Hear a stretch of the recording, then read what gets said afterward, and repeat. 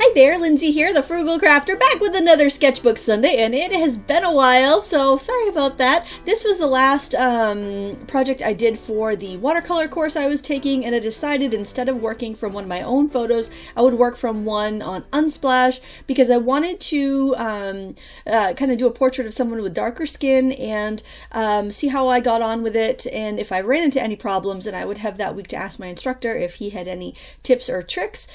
So I began just sketching out the lady here on just some regular sketch paper with a mechanical pencil. The assignment we got from our teacher was foreshortening, so we had to have a foreshortened aspect. So I figure her arm where she's kind of reaching out, kind of like reaching out her hand to someone, it looks like. So I thought I would use that as my, my example.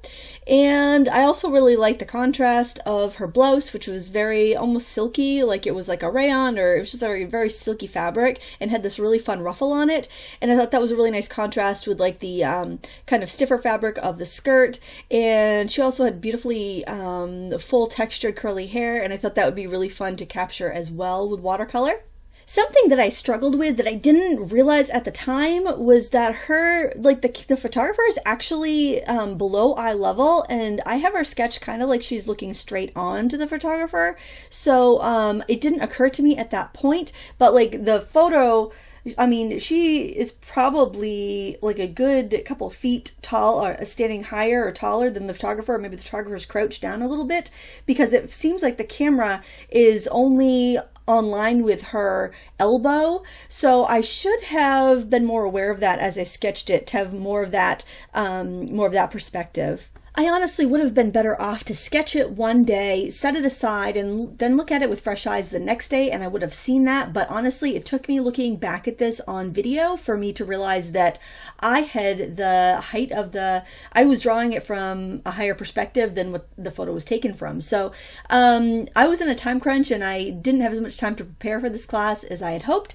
So I was sketching it and painting it the same day in one go. So there's one reason where you might want to sketch it a day or two in advance so you can look back at your drawing and make sure it's accurate. Or I could have just printed out the photo and traced it if, if I was on a time crunch like that, which probably would have been a better idea. Although I really love drawing, and I wanted to draw this picture. I love the textures of it. I love the shape. I love the spirit of the whole picture. So I really wanted to draw it. So I should have allowed myself more time so I could have done a better job with my sketch. And I have to say, actually, as I've worked through the painting and looked at the painting and the sketch side by side, I prefer the sketch to the finished painting. And it just kind of makes me realize that I really should spend a lot more time just drawing and enjoying that, rather than feeling like I have to come up with a finished painting all of the time. So, I think that we can critique ourselves really quite well if we go back and look at our work a few days later, keep our sketches,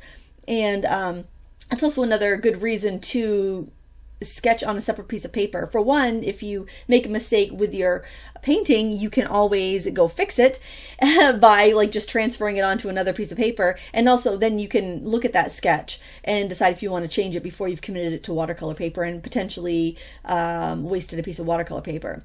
So here I'm transferring this onto my Cezanne watercolor paper by Hahnemuhle. I really like that paper. I'm really enjoying it. And of course, just like anything, I really appreciate an art supply when I'm almost used it up. Oh, and my apologies for the sound of my voice. It still isn't back up to 100% par. You can kind of see my, the tea tag, the Salada tea label up in the corner of my painting, because I've been drinking tea constantly because this cold just will not let go. I'm using a neon pink color pencil just to transfer my design so I don't miss any lines. And I actually really love the look of that neon pencil on my sketch. I think my sketch is my favorite part of this whole process. And because the transfer paper, the graphite paper, wasn't super dark, I decided to go over some of my lines with my pencil again, because I was afraid it was going to be too light when I went to paint it, and then I would lose my lines. And actually I did lose my lines. I really love the way the face looks here, but I think when I was painting it, I managed to thin out the lips a little bit, and I thought that I had the cheek too big, and so I flattened the cheek out, and it made the subject look a lot older than she was. I mean, she's very youthful, and I feel like I kind of ruined that. But like I always say, you either succeed or you learn, and this is one of those situations where I learned a lot. I taped off about 1/8 of an inch on the edge of each side just to give it a white frame, because I was bringing this to a class and I was going to be judged, and I just, wanted to make it look as good as I could. And I have to say, that's a valuable aspect about taking a class as a critique, but I don't feel like, I feel like I'm hard enough on myself as it is. I really don't need somebody else telling me how awful I'm doing. But whatever. It was positive. I'm just kidding. But I just, when you're going to be showing your work in front of a bunch of people every week, it can be a little, like, I don't say disheartening, but you just know someone's going to have something to say. Your teacher's going to have something to say about it. But that's what you're paying for. So yeah. So I wanted to put a little background in here because I like a background. I know that's a personal preference. Some people prefer not to have a background because they feel like it takes away from the subject, but I like it. I am not a big fan of the white paper for a couple of reasons. One, because I paint very quickly and I guess relatively quickly. And I like to slop the paint around, and I inevitably will drop a droplet of water or paint or something in the background. I don't like to be real fussy when I paint, so having a background in, if I do get a stray splot of water or paint, it's not going to be the end of the world. So that's my preference. You can do whatever you want, obviously. I wanted to film this so you have my my palette in frame there, so you can see as I'm mixing up. When I'm doing hair, I love to have a lot of color. I don't care for using black, although I did on some of the lessons because my instructor uses black and white. I thought I'd give it a go, but I still don't like it that much. I could see where it's useful sometimes, but I still don't like it, especially when you have something lively like her curly hair. I wanted to have a lot of vitality and color in there, so I decided I would use just really deep shades like plummy purples mixed with quinacridone red and Prussian blue, phthalo blue. I just think that's such a really beautiful dark, and then you can warm it up by adding more of the red, and you can add some yellow, like either a gamboge or a cad yellow. I believe I used a cadmium yellow here, just because, not quite yet, but I will be adding that in because I used it in the background, because I feel like it gives it a fullness and a body and just a life that you otherwise wouldn't have. I also use some burnt sienna because I just feel like burnt sienna is one of those really sweet colors that enhances other colors really well, kind of like yellow ochre. It just kind of enhances other colors, makes them look earthy, but also lively. And I found that burnt sienna is also fairly transparent enough that you still retain the luminosity of watercolors. So even you can see where I'm adding the burnt sienna in over the phthalo blue, it would look to the eyes if I have black there, but it's a more transparent color, and it just gives you just a more lively look. I was a little cautious of how far I brought in the hair because I haven't painted the skin yet, and I didn't want to go too far with that and then have to try to blend skin over the hair. And you kind of see I made the face a little angular when I was going in with the dark, and I think that's where I thought, oh, that's not right, I need to flatten it out, because she had a very softly rounded face, and that's a really, that's something you see in younger people. They have more rounded faces, and I lost it there, and I just made it worse by flattening out the face more. And of course, I just used some mud on my palette to make the gray in her skirt, because it's like a white skirt, and I just wanted some gray. I love this color for the top.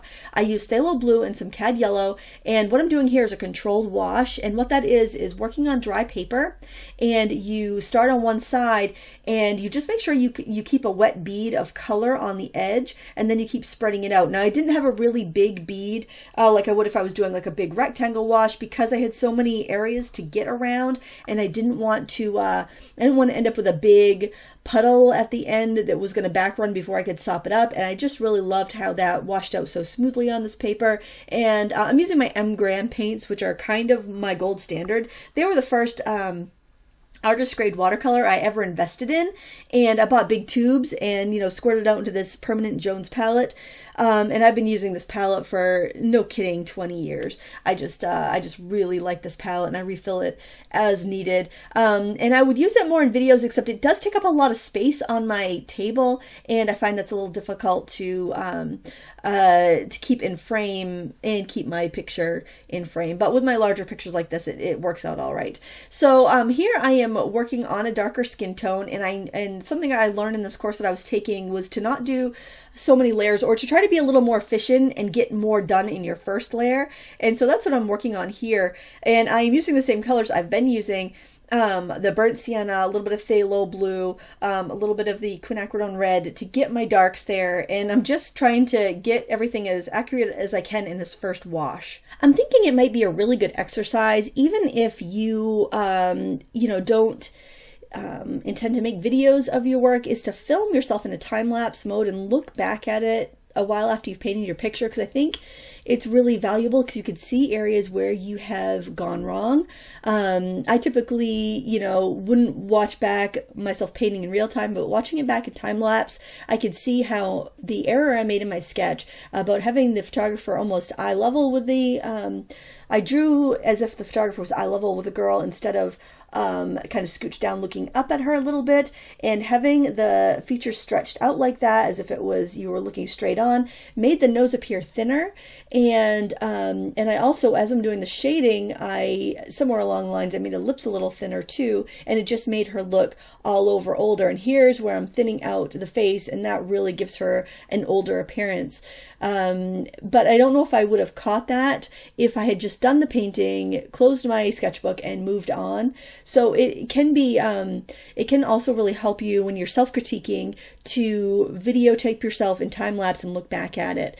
Because I know that it's not practical for everybody to go take another class. I really don't know if I'll be taking another class anytime soon, and I'll go into that a little bit later. But this is really helpful to look back in and see, oh, that's where I went wrong. If I had not done that, then I wouldn't have struggled later on with a picture. So it's just something to think about. If you have a smartphone, you probably have that capability to film in time lapse, and even just watching it back on your phone screen, just to give you that the other perspective could be really helpful. Something else I've learned as I've completed all of these figures and portraits over the last couple of months is that your skin, like if you're painting like a large skin tone area, even with a lot of colors and tones, that layer that you put down that can look like a hot mess when you first put it down, it evens out as it dries. So that's something to really keep in mind. Just put down the color and let it dry. Leave it alone, because it will temper and even out. And I think it's because those darker colors that you put in, especially when you have a really wet wash, they shift lighter, and it's really noticeable with the darker shadows that you paint in the skin tone. They just smooth out, especially if you're doing a larger picture. So keep that in mind while you're working, so you don't end up fussing with something and making it streaky and worse, when if you just left it alone, it would just smooth out. So that was a really valuable lesson, and something I would recommend that you try. Painting the blouse here was a lot of fun because there were a lot of wrinkles and ruffles and pleats, and I thought that was really fun to do. I love to paint fabric. I just think the texture is just a lot of fun.